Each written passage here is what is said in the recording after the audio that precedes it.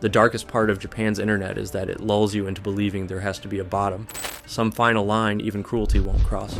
But it doesn't stop, it doesn't slow down, and the deeper I went, the more it felt like there was no limit at all, only the point where you can't keep looking.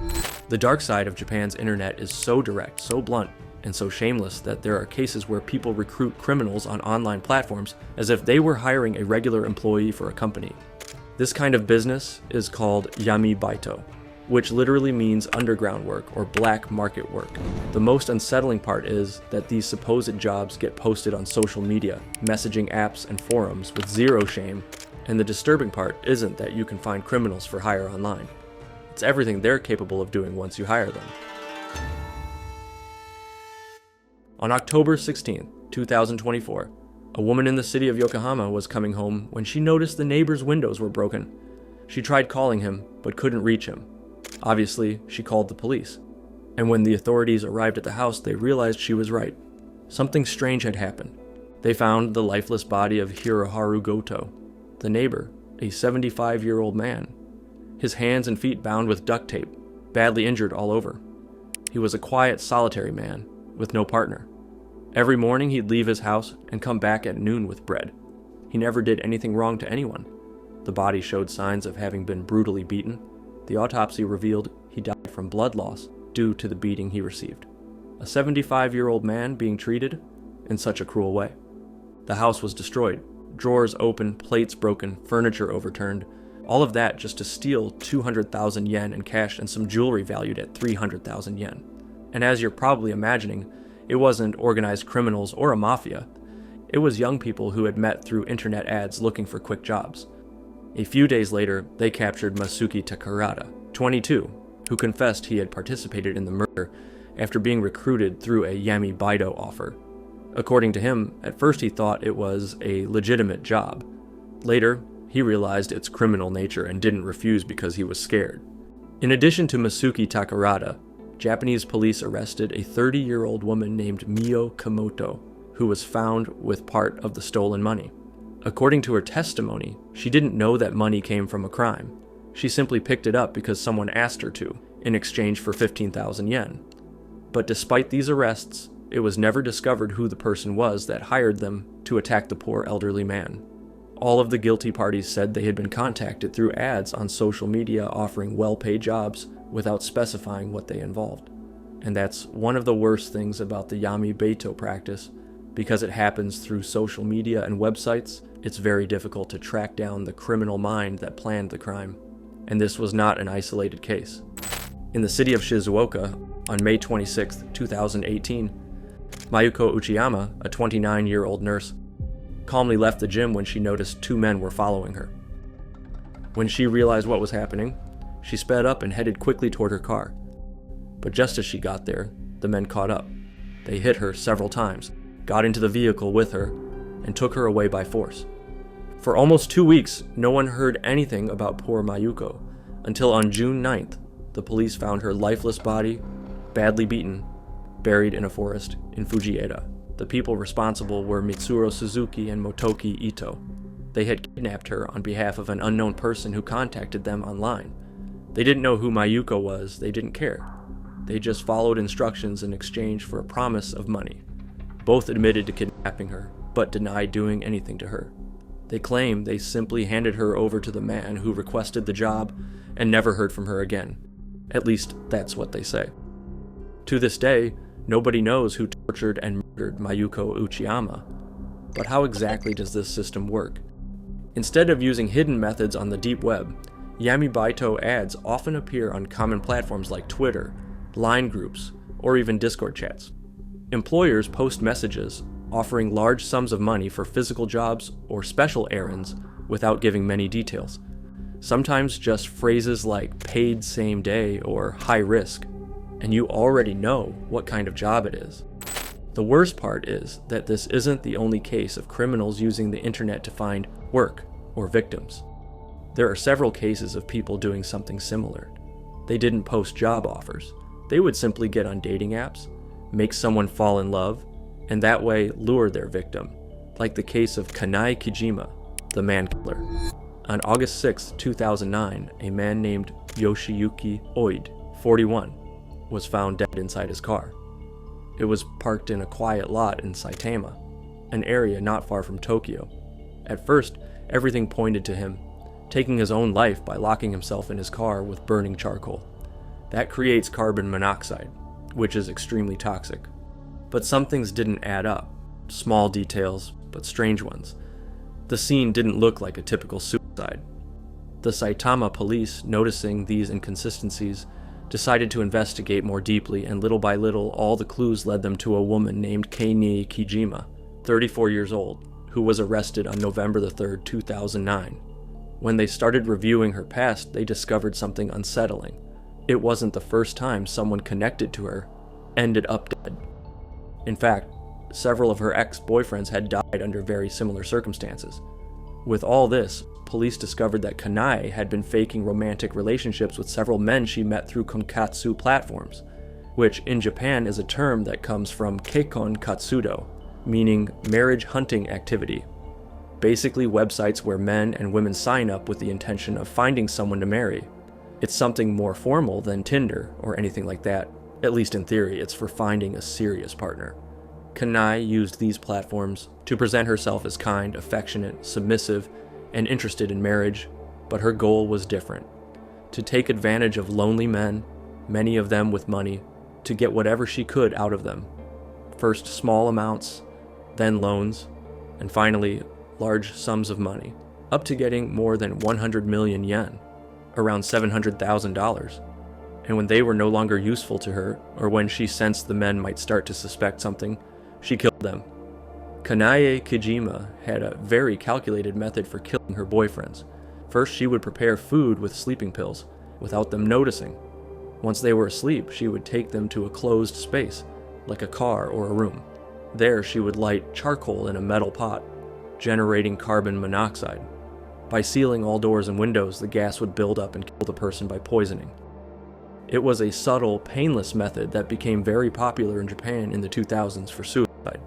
Because of that, in all the cases, police assumed it was suicide and didn't investigate much further. According to reports, Kanae Kijima showed no signs of mental illness or emotional instability. She wasn't a deranged person like in the movies. She was fully aware of what she was doing. That's why she was classified as a serial killer. The interesting part is that Kijima wasn't the first to use carbon monoxide to kill victims. Years earlier, there was a man named Hiroshi Mayu who used that same story to lure his victims. He told them they would die from carbon monoxide inside a car, and even so, he managed to get them to come to him, willing to die. This man was a paraphilic lunatic, someone who felt pleasure watching a person die in his hands.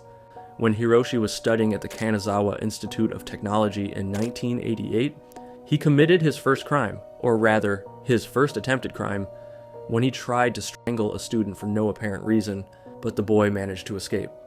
Obviously, he reported it to the university authorities, and Hiroshi was expelled. His first attempt failed completely. After a few years, Hiroshi had no issues until 1995, when he tried again to strangle a classmate, this time a coworker. And once again, he failed. His co-worker managed to escape despite being brutally beaten by Hiroshi. Naturally, this time he was reported to the police, arrested, and charged with assault. He spent a few months in prison, but before long, he was back out. In 2001, knowing he had failed trying to suffocate men, he tried to strangle 2 women, probably thinking that this time he would be able to fulfill his fantasy. But believe it or not, both women escaped too. When they caught him again for that, they only gave him 1 year in prison, and as if that weren't enough, they released him early for good behavior. Obviously, that time behind bars didn't help at all, because in 2002, immediately after being released, he tried again to strangle someone, this time a teenage boy, and once again, he failed. All of his victims kept escaping. I don't know who's more useless, this guy or the police who kept letting him out every time they caught him. This time he spent more time in prison, but it didn't help either, because in 2005, after being released again, realizing he was useless as a serial killer, he looked for a way to escalate his crimes, knowing that if he finally managed to kill a victim, they wouldn't be able to report him to the police again.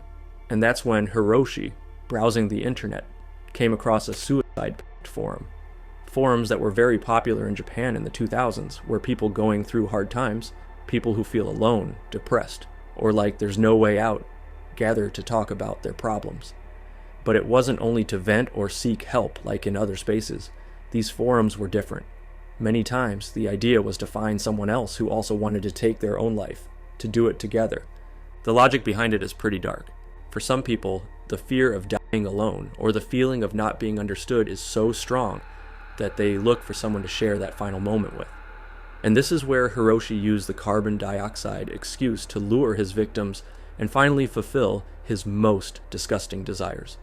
One day, browsing those forums, he contacted a 26-year-old woman named Michiko Nagamoto, telling her that he also wanted to self-destruct, but he didn't want to do it alone, and that they should join in a pact. Obviously, Hiroshi had no intention of doing that. Everything was a lie to lure his victim. This time he achieved his sick objective and strangled poor Nagamoto. That's where Hiroshi's madness began. He found the perfect formula to find victims, a web portal full of people with serious problems, highly manipulable and mentally very vulnerable. By May 2005, he had his second victim, a 14-year-old boy he had spoken with for weeks on the forum. He met him near a mountain in Izumi, Osaka, telling him he wanted to make a pact. Then he drowned him, until he died. And he did the same with another 21-year-old man. But while he was committing these crimes, Hiroshi was already on the police radar from the moment he killed Nagamoto.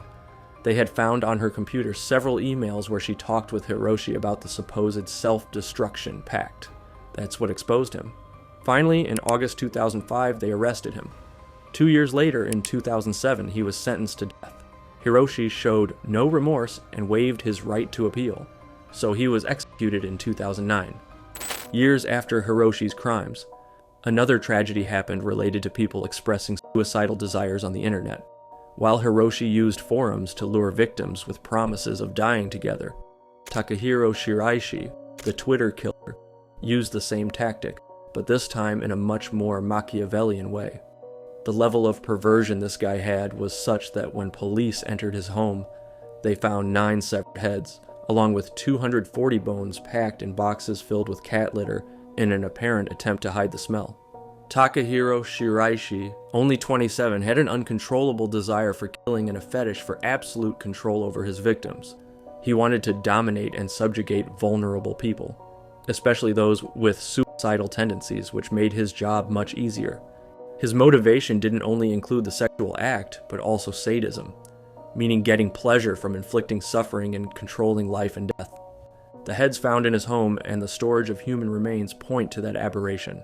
To satisfy these sick impulses, he came up with the idea of searching Twitter for vulnerable people who wanted to end their lives. He would message them, gain their trust, and offer himself as someone willing to help them die, or even accompany them in the act. Between August and October 2017, Shiraishi lured 9 people to his apartment in Zama, near Tokyo. Once there, he killed them and dismembered their bodies.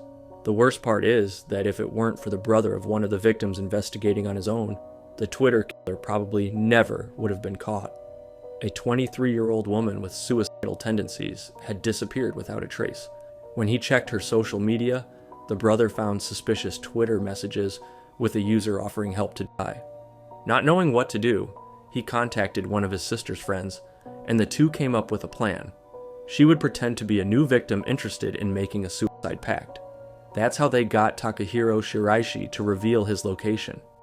Thanks to that, on October 31st, 2017, police were able to enter Shiraishi's apartment, where they discovered the remains of 9 people, 8 women and 1 man, between 15 and 26 years old. During the trial, Shiraishi admitted he had taken the victims' lives, but claimed he wasn't a murderer because he was simply helping people who no longer wanted to live. This obviously didn't sway the judge at all. Takahiro Shiraishi was sentenced to a trauma in December 2020, but his story left the country with a question that still echoes. To what extent can social media be silent accomplices to the darkest side of human beings? Because in Japan, like in many other countries, the internet doesn't only connect, it also isolates, manipulates, and many times kills. Online dating can be a minefield at the best of times, after all. When it comes to meeting strangers on the internet, Can you ever truly know who you're interacting with, laughing with, planning to meet up with? One minute you're laughing with a stranger through a glowing screen, sharing little secrets, building private jokes, sketching out a future that feels almost real. The next, you realize you never truly knew who was typing back.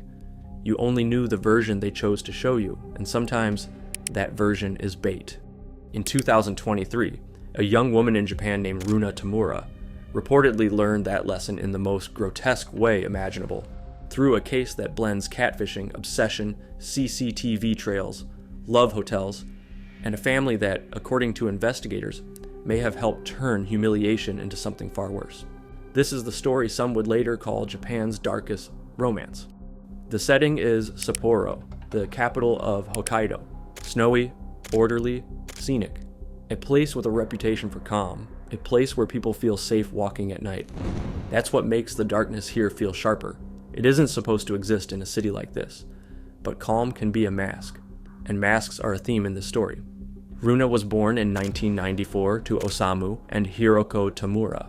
From a young age, she was quiet, withdrawn, guarded. Her silence made her a target.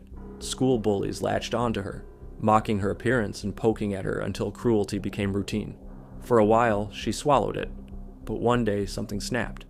According to reports, after being insulted, she chased a male classmate with a box cutter, intending to harm him until she was restrained.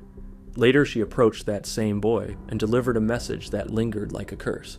The exact words vary depending on the retelling, but the meaning was unmistakable. She would not forget, and she would not forgive. After that, the bullying stopped, because fear replaced mockery. Her classmates didn't tease her anymore. They avoided her. The lesson Runa seemed to take from that moment was simple and chilling. It's better to be feared than to be hurt. As the years passed, isolation hardened into lifestyle. Runa became increasingly reclusive, reportedly spending most of her time inside her family's large home, slipping deeper into the internet, forums, chat rooms, and spaces where resentment could ferment without sunlight. Her parents did not treat her as a problem. They treated her as a world to protect. Osamu, a psychiatrist himself, had money and status. Hiroko, by accounts, was deeply devoted.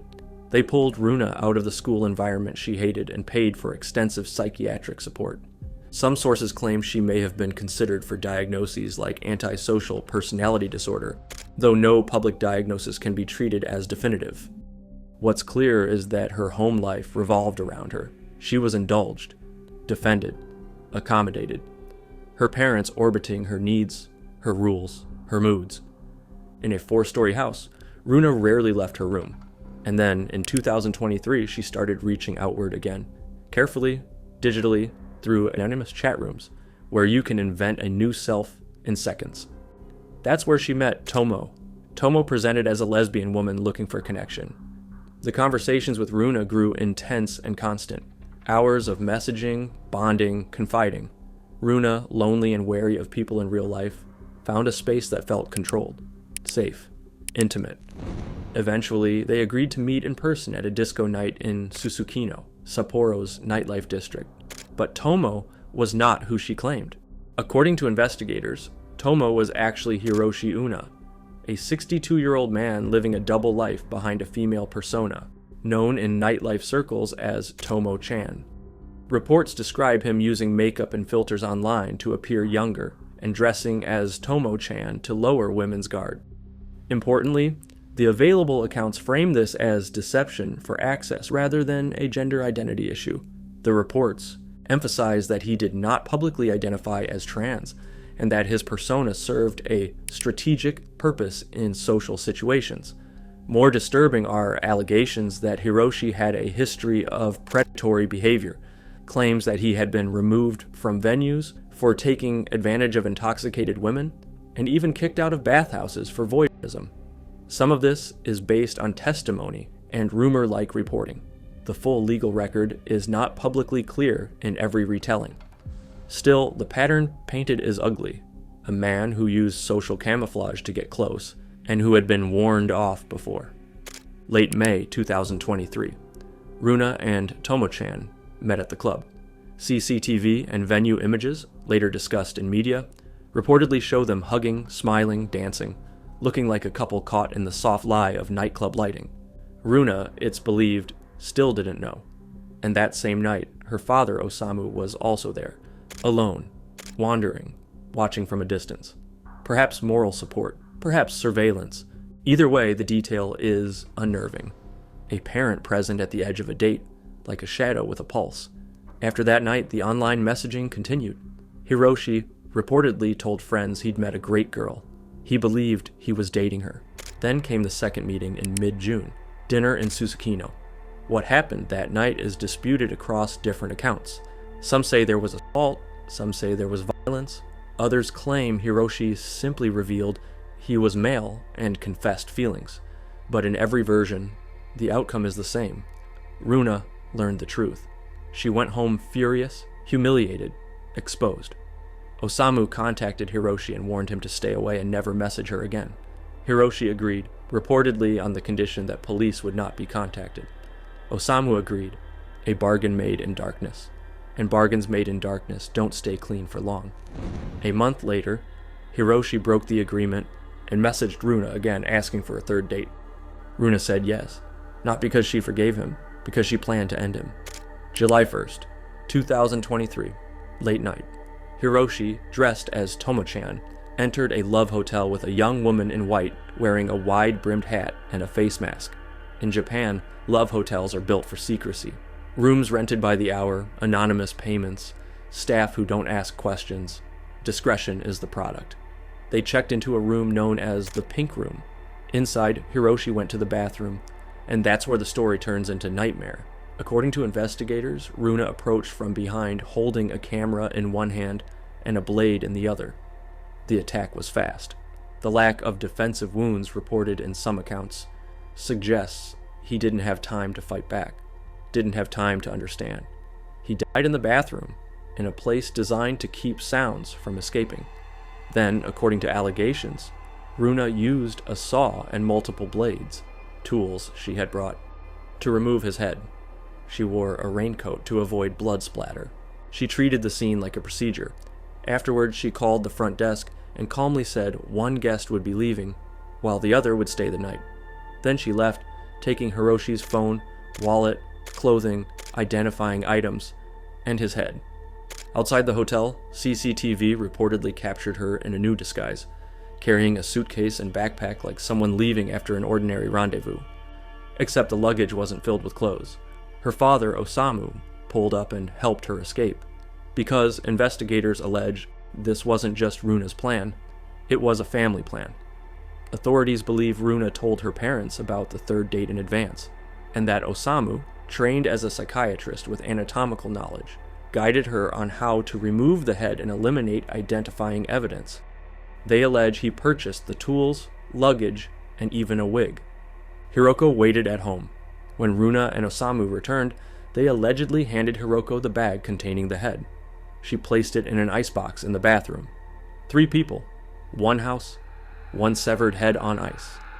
Then Runa went back out and partied at the same club where she first met Hiroshi, as if nightlife could bleach blood from the clock. An alibi built out of music and flashing lights. Osamu returned to work the next day, reportedly calm, normal, pleasant. No cracks, no tremor in the mask.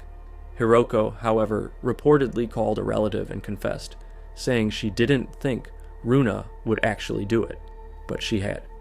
Hotel staff eventually entered the room when the guest failed to check out. The bed was untouched. A smell seeped from the bathroom. Wrong, heavy, final. In the bathtub, they found Hiroshi's body in a crouched position, headless. Police found no usable fingerprints in the room, according to reports, but they traced Hiroshi's digital activity and identified Runa as the person he had planned to meet. Suspicion tightened further when attention turned to a separate, eerie detail. A cat carcass, found in the area earlier, also missing its head, reported in some coverage as a possible precursor. On July 25th, police arrived at the Tamura home. They allegedly found a house packed with clutter, boxes, scattered items, hoarder-like conditions that made searching slow and invasive, almost like excavating a buried life. Among the mess, they recovered Hiroshi's belongings, including a broken phone, possibly destroyed to eliminate evidence.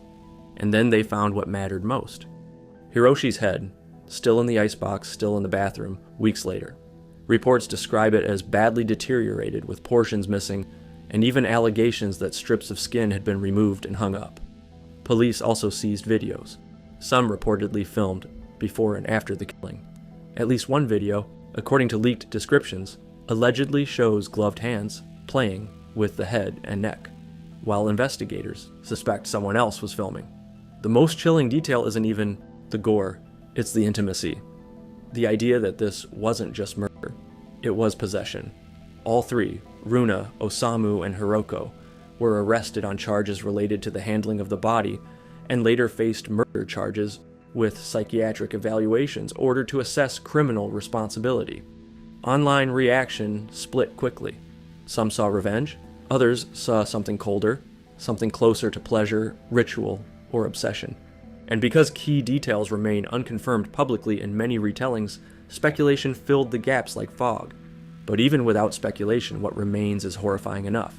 A catfish, a betrayal, a third date accepted with a smile, a love hotel designed for secrecy, a bathroom, a blade, a camera, a head removed and stored like a trophy, and parents who, if investigators are right, didn't stop it, they helped.